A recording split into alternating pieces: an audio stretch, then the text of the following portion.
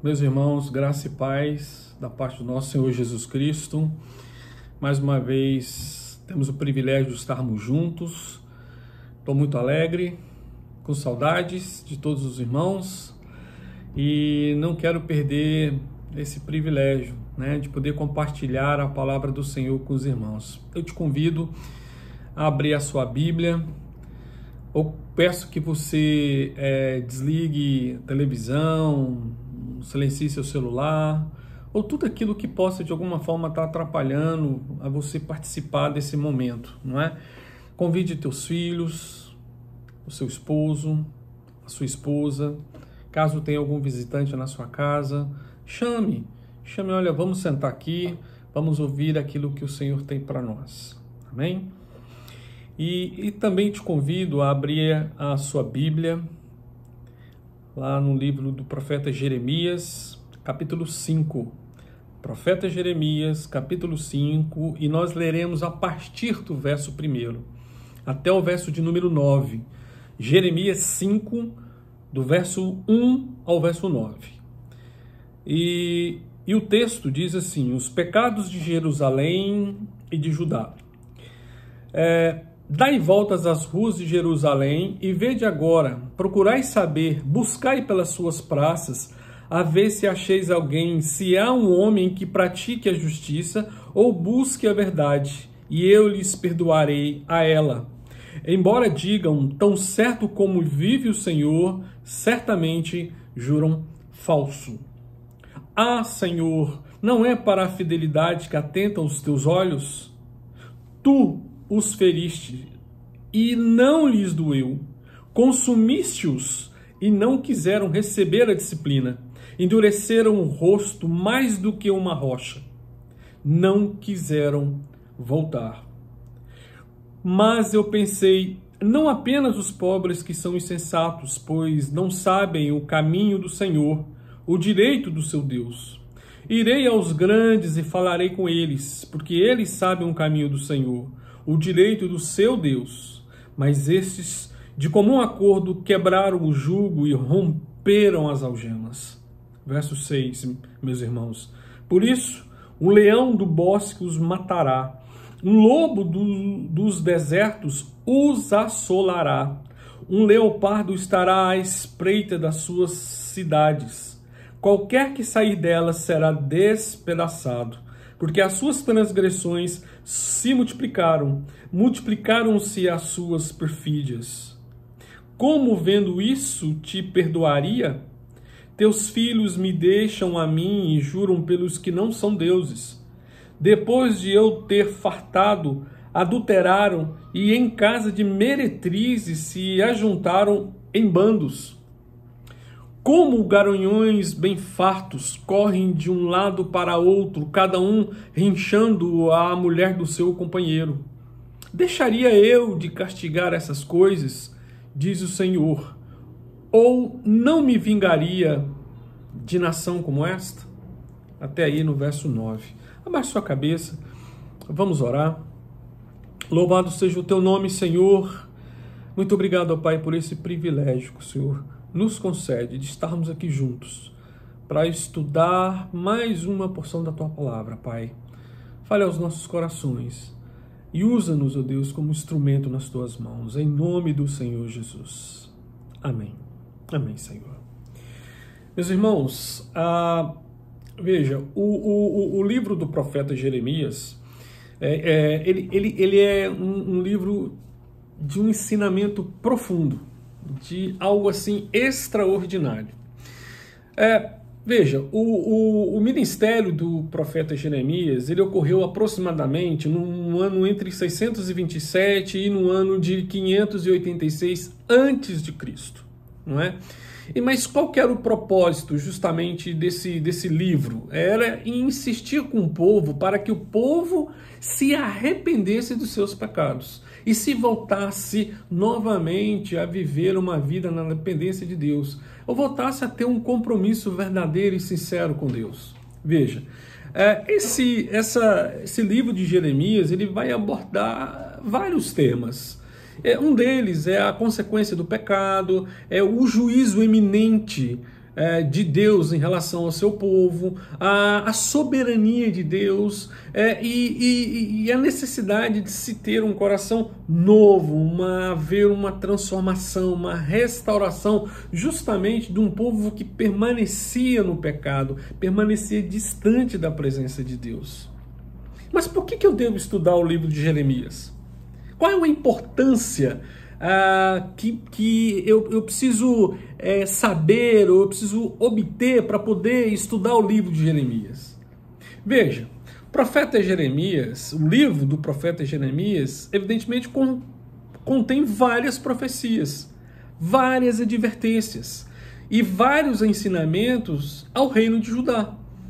Veja, o segundo ponto que pode me incentivar a estudar e a aprender mais com o livro de Jeremias é que, devido aos líderes do povo e o povo de Jerusalém, né, não só os líderes, mas o povo de Jerusalém, terem rejeitado Jeremias e outros profetas, e continuaram ou permaneceram no pecado e rejeitando qualquer forma de ensinamento, de arrependimento, de um momento de transformação, Jerusalém foi destruída e os judeus foram levados cativos pela Babilônia, por consequência disso. O quarto ponto que eu poderia, o terceiro ponto que eu poderia destacar para os irmãos seria justamente que o livro de Jeremias ele nos ensina a ter um compromisso, a viver uma vida de permanente comunhão e fazer com que nós compreendamos que, assim como o povo de Israel que vivia ou havia um compromisso entre esse povo e Deus, eles não eram invencíveis. Veja, repito, por mais que havia um compromisso de Deus com esse povo, com o povo de Israel, esse povo não era invencível. Principalmente, irmãos, quando esse povo deixa de viver uma vida na dependência de Deus. Deixa de viver um relacionamento profundo com Deus, onde há a permanente vida no pecado. Quando isso acontece, eles perdem a proteção e o cuidado de Deus. E aí, meus irmãos, as consequências vêm. Sem dúvida nenhuma. Quando há um distanciamento da minha vida, do meu relacionamento com Deus, certamente eu vou colher consequências. Veja, o profeta Jeremias, ele foi, quando nós olhamos para a vida do profeta Jeremias como ser humano, ele foi um fracasso. Ele era, por exemplo, ele era uma pessoa pobre, ele era impopular, ele era perseguido, ele vivia basicamente isolado. Jeremias viveu durante 40 anos, num período pouco antes do povo ser exilado na Babilônia.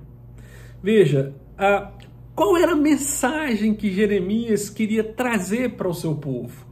Por que Jeremias queria dizer ao povo de Israel, a traduzir de uma forma bem clara quais eram os objetivos da sua mensagem? Veja, o primeiro deles que era de fato, era tarde demais para se evitar a disciplina de Deus, porque o povo estava vivendo em pecado e tinha um coração duro. Mas ele queria traduzir e dizer ao povo o seguinte: certamente a justiça de Deus virá, afaste-se do pecado, aceitem o castigo de Deus, mas se afaste do pecado, volte a viver uma vida na presença de Deus. Pois bem, esse povo continuou e permaneceu no pecado. Veja, irmãos, eu queria destacar com os irmãos alguns pontos importantes que nós podemos tirar de ensinamentos dos textos de Jeremias. Depois de um período que Deus iria disciplinar o povo de Israel e de Judá, Deus ia restaurar. Apesar da disciplina, Deus também ia restaurar esse povo, porque era como um ensinamento mesmo, é uma disciplina, né? A gente educa os nossos filhos, mas depois a gente cuida deles. Assim Deus também fez. Deus disciplinou, mas depois Deus iria restaurar. A mensagem do profeta Isaías não foi bem recebida, pelo contrário, ela foi ignorada, não é? Eles ouviam, mas não atendiam às advertências de Jeremias, né? E Jeremias falava, Jeremias viveu num período e ele pôde ver, eu acho que isso deixou o coração dele de forma muito entristecida, evidentemente, mas ele pôde ver a invasão dos exércitos babilônicos, que era um povo extremamente mau, ruim, e também vê a deportação do seu povo, né? A matança dos habitantes. Imagina seu povo ser invadido por uma outra nação, e ele falando ao seu povo para mudar, para se arrepender, para mudar de vida, deixar o pecado, aproximar de Deus. Então, veja, Jeremias passou esse período todo e viu isso tudo. Por causa dos seus problemas e por causa da sua personalidade, por causa da sua característica muito peculiar de estar suplicando, de estar buscando o Senhor, ele era muito conhecido, frequentemente ele era chamado de um profeta chorão. Mas é uma forma justamente que reflete a característica, a preocupação, o amor que ele tinha pelo seu ministério em relação ao seu povo também. Queridos, eu gostaria a partir do verso 1, eu gostaria que os irmãos acompanhassem aí. Deixa a sua Bíblia aberta, não a feche, por favor. Vamos ler aí o verso 1. Vamos voltar lá no verso 1. Dai voltas às ruas de Jerusalém, vede, procurai saber, buscai pelas suas praças, a ver se achais alguém, se há um homem que pratique a justiça e busque a verdade. Irmãos, olha o desafio que foi dado a esse povo. Um homem que praticasse as duas ações. Veja, ele está falando de dar voltas às ruas. Procure por aí, vai às praças, anda na cidade, vede agora, procurai saber. Olha algumas palavras-chave. Buscai pelas praças, se achais alguém, se há um homem que pratique a justiça ou que busque a verdade. Pratique a justiça ou busque a verdade. Irmãos, quando o pecado toma a proporção tão extensa, igual estava na vida desse povo, a sociedade fica deteriorada. Os conceitos, valores são distorcidos, não é?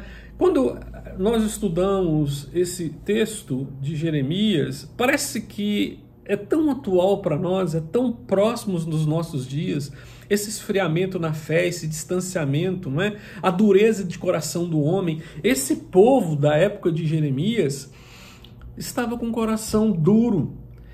O homem não aceitava a disciplina de Deus, não queria ouvir a palavra de Deus e, portanto, eles eram, assim, indesculpáveis.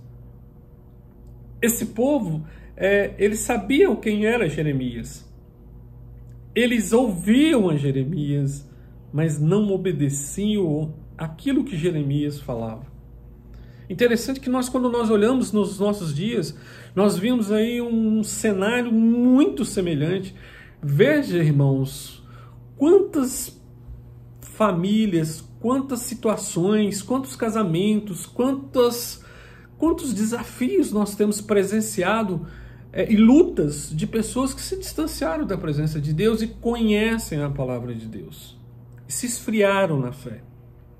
Interessante que ainda no versículo 1 é que o homem que pratica a injustiça e busca a verdade, olha a dificuldade que havia naquela época.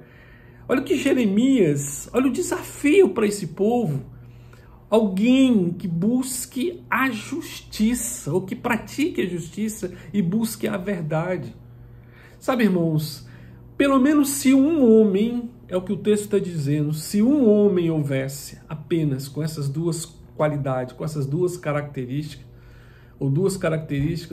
o povo, Deus ia perdoar e não castigaria esse povo. Olha que corrupção, que deterioração havia no meio dessa sociedade. Não havia um único homem que praticasse, que buscasse a justiça ou que praticasse a justiça ou que buscasse a verdade. Isso nos faz lembrar a história de Sodoma e Gomorra, não é? Quando Deus faz uma promessa a Abraão e de que se fossem encontrados em Sodoma 10 justos, Deus não destruiria a cidade por amor a esses 10 homens. Como está lá em Gênesis capítulo 18, a partir do verso 22 até o verso 33. Se houvesse 10 homens em Sodoma, 10 homens, Deus não destruiria Sodoma. No caso de Jerusalém, era apenas um homem. Jerusalém precisava apenas de um homem. E mesmo assim, esse um homem não foi encontrado. Em Sodoma, para Deus não destruir a cidade, precisavam de 10. Meus irmãos, não havia um homem justo. Não havia um homem que praticasse a justiça.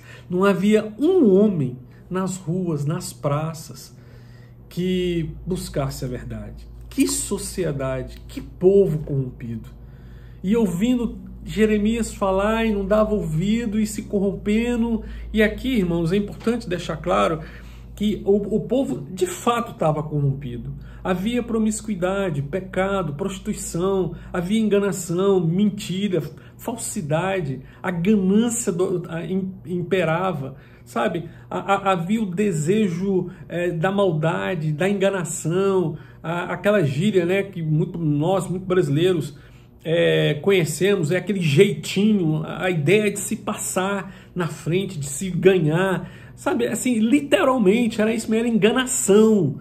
Não é um povo meio termo, não. Era profundamente corrupto. Um povo profundamente distante da presença de Deus. Era um povo que vivia longe, mas distante dos princípios de Deus.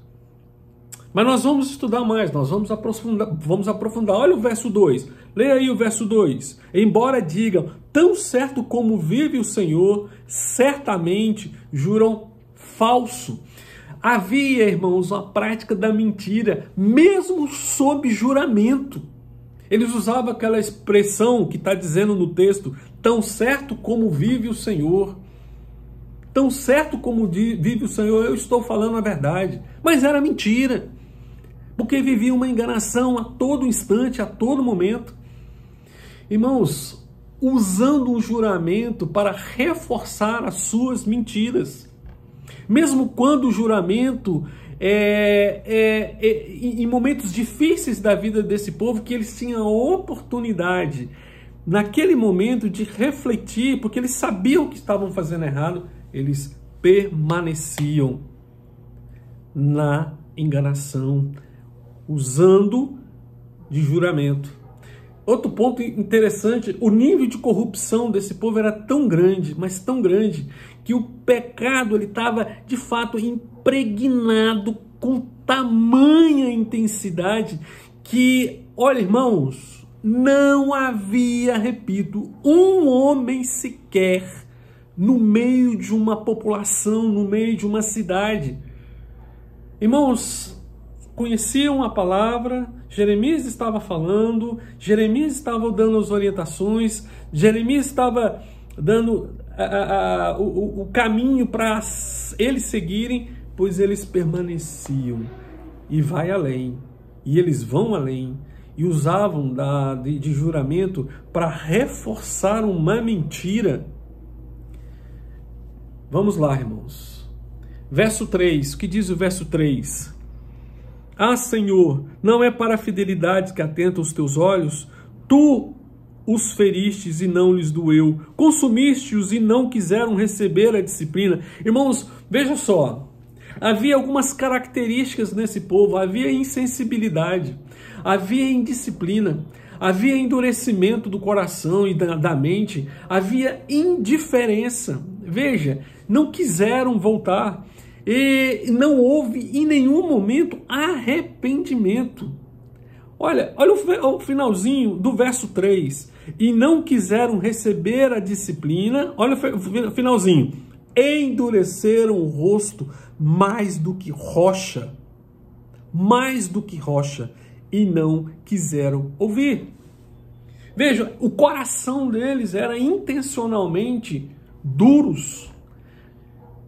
Não queriam dar importância e muito menos buscar a palavra de Deus sabendo do que era certo e do que era errado. Veja, esse último verso é tremendamente importante. Ele resume toda a tristeza de um povo, de um coração duro como rocha, frio, distante na fé. Sabe, irmãos, às vezes a gente caminha pela cidade, ou durante as nossas atividades, nos nossos afazeres, e nós vimos isso, pessoas que conhecem a palavra de Deus, mas têm um coração frio, um coração amargurado, um coração como pedra, que não querem reconhecer o erro, e não querem sequer ouvir que estão errados. Mas vamos continuar aqui, irmãos. Vamos aí a partir do verso 4 e do verso 5 juntos. Mas eu pensei, não apenas os pobres que são insensatos, pois não sabem o caminho do Senhor. Já lá no verso 5, ele então faz o quê? Não, eu irei aos grandes e falarei com eles, porque a ideia era que o pobre aqui seriam as pessoas simples, menos informadas, menos culturalmente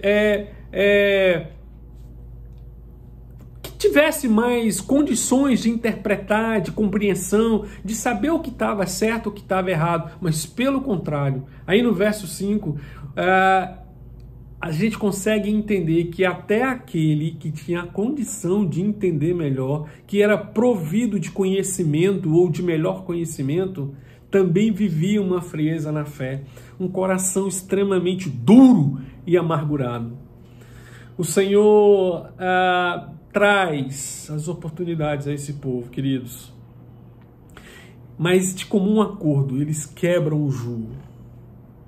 Tanto aquela pessoa que era provida de conhecimentos, com aquele que era desprovido de conhecimentos. Eles quebram o jugo. E veja, romperam as ataduras. E eles passam então a viver em comum acordo, distante da presença de Deus.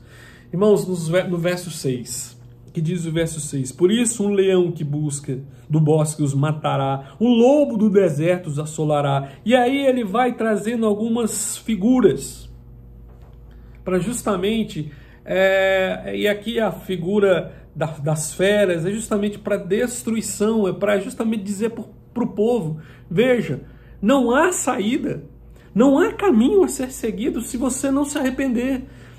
Porque há lá fora tigre, há algo que vai estraçalhar vocês. O leão, o lobo e o leopardo, de fato, são os inimigos de Judá. São os inimigos. E aí a gente pode considerar que os inimigos é a própria Babilônia.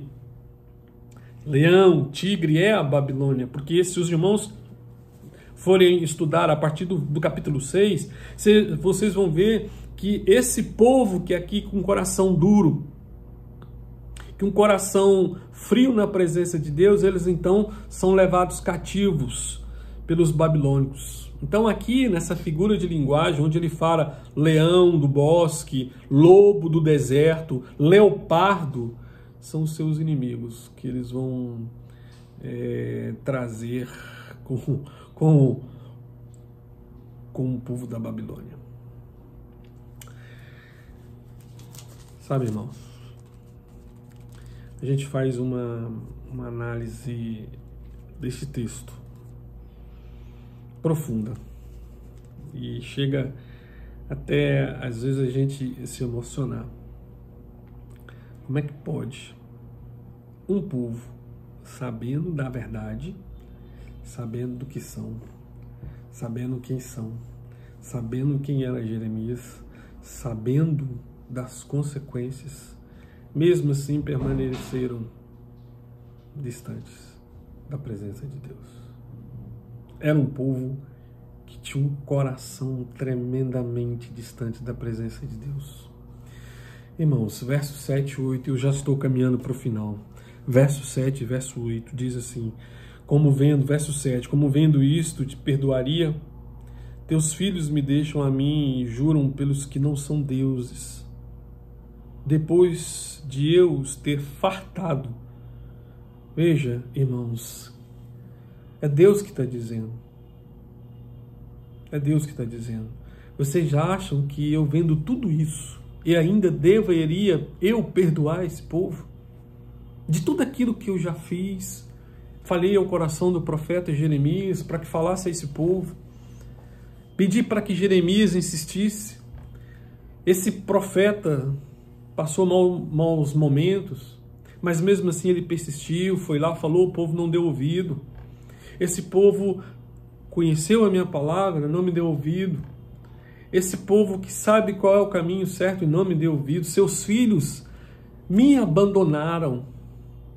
Adoram ídolos que não são deuses.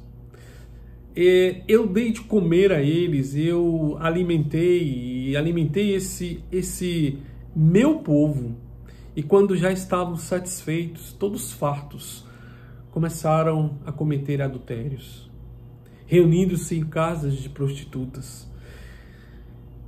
Meus irmãos, que povo era esse? Misericórdia.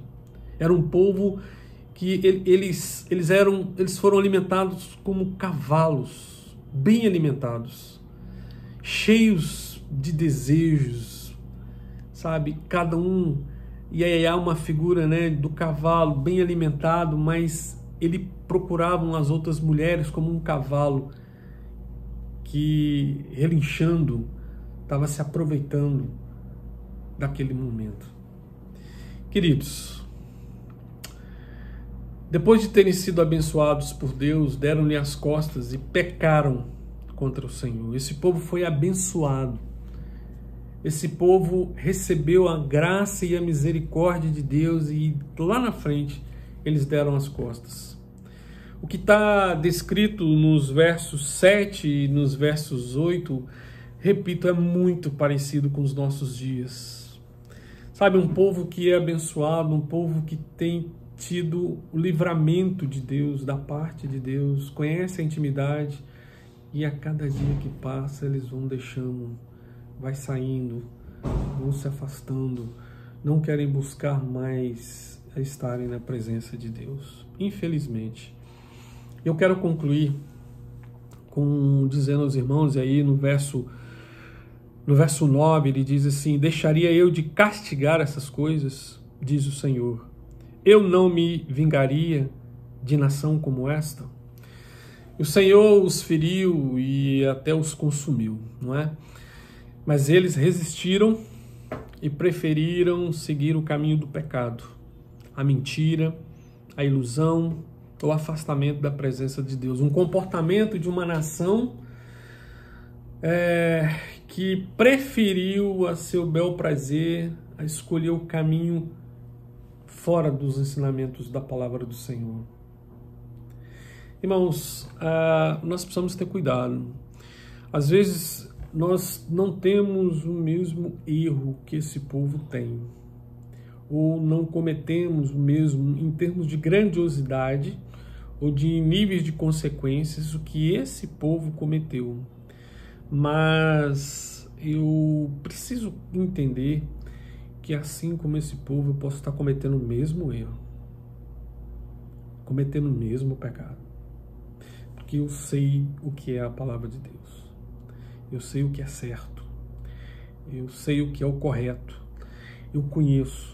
Quando eu deixo de ir à igreja porque eu coloco outras prioridades na minha vida, e eu já tenho dito isso aos irmãos, queridos, quando eu deixo de ir à igreja, quando eu deixo de frequentar algumas reuniões da igreja, porque eu tenho outros compromissos, eu estou tomando a mesma atitude desse povo, que através de pequenos passos foram se distanciando da presença de Deus. Eu vejo algumas filmagens de algumas missões na África, né? As pessoas brigando para estar na igreja, para estar sentado num banco confortável, numa igreja coberta, e eles não têm.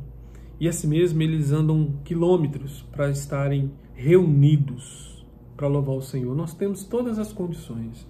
E quando não as temos, nós temos um telefone que a gente pode ligar para o irmão para nos pegar, nos dar uma carona, mas nós só temos desculpas. Desculpas para não ir na igreja, desculpa para não participar da SAF, da UPH, da reunião de casais. E às vezes eu olho para esse povo aqui e fico pensando, mas que povo ingrato, que povo do coração duro. Como é que esse povo não obedeceu à palavra do Senhor? E às vezes nós nos esquecemos, né, que nós estamos praticando da mesma forma. Toma cuidado, queridos. Assim como Deus teve um compromisso com um povo de Israel, assim como Deus teve um compromisso de manter, de assegurar, de abençoar, a partir do momento que eu me afasto dele, esse compromisso de Deus pode ser quebrado. E aí eu passo a colher as consequências disso. Aí eu passo a colher as amarguras, não é? Não que algumas provações sejam de fato só castigo de Deus. Pelo contrário, às vezes Deus, na verdade, quer nos ensinar a viver muito mais na dependência dele do que nas nossas próprias forças. Mas quando nós nos deparamos com situações que às vezes pelas nossas atitudes poderiam ter sido evitadas, é muito importante que os irmãos reflitam. Busque a presença do Senhor. Aproveite os momentos que você tem de louvar, de dizer, Senhor, mesmo dirigindo o carro, reunindo a sua família, dizer, Senhor, eu te louvo, eu te agradeço. Senhor, me ensina a viver na tua dependência. Coloque em prática, meus irmãos, os ensinamentos bíblicos, porque diversidade nós sempre teremos, lutas sempre teremos. Mas se partirmos sempre do princípio de que nós servimos um Deus pelo qual nós dependemos dele, da sua soberana vontade sobre as nossas vidas, a minha vida, o meu querer, os meus desejos se transformam em coisas insignificantes, porque eu quero agradar a Deus, eu preciso viver na dependência de Deus. Por isso, eu aqui quero lançar um desafio para os irmãos. Aprenda a viver na obediência do Senhor. Aprenda a viver de forma digna na presença do Senhor. Nós servimos um Deus de amor, mas também nós servimos um Deus de justiça. Um Deus que tem nos abençoado, tem nos guardado, mas é um Deus que disciplina. É um Deus que nos mostra os nossos erros. E a disciplina de Deus, ela é dolorida, ela vem para mostrar que nós somos insignificantes, que nós somos dependentes dele. Amém? Feche seus olhos, abaixa sua cabeça, vamos orar mais uma vez e pedir a Deus para que Deus traga em nós a sabedoria, o discernimento, para que nós possamos viver conforme a vontade e o querer dele. Oremos. Pai, te louvamos, ó Deus, pelas tuas misericórdias, ó Deus, e te agradecemos pelo privilégio que temos de estar aqui na tua presença.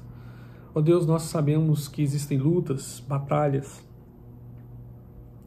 e que essas batalhas, que essas lutas não tragam em nós um distanciamento da tua presença, pelo contrário, que traga em nós o desejo cada dia mais de estarmos na tua presença, de te buscar, de ouvir a tua palavra, de sermos fervorosos, de participarmos da igreja do Senhor.